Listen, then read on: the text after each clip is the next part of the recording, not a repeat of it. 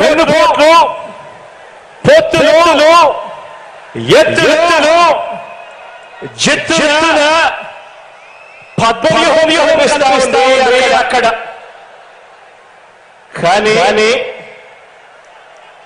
పద్మవ్యూహంలో చిక్కుకునే వారి బాణాలను బలైపోవడానికి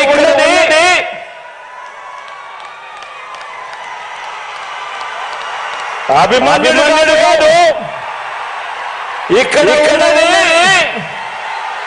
అర్జునుడు.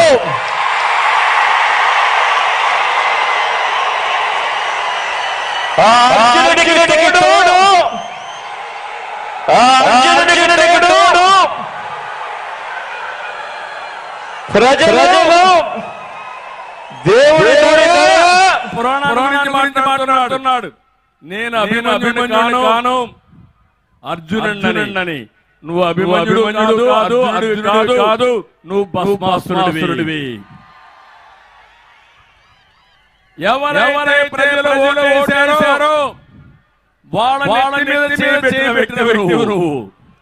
మళ్ళీ రాబోయే రోజుల్లో 70 రోజులు, 73 రోజులు, 72 ఈ రోజు నుంచి 72 రోజుల్లో ఆ ఓటు నీకు వ్యతిరేకంగా వేసి నిన్ను భస్మాసుర చేసే బాధ్యత 5 కోట్ల ప్రజానీకానికి తెలియజేస్తున్నా.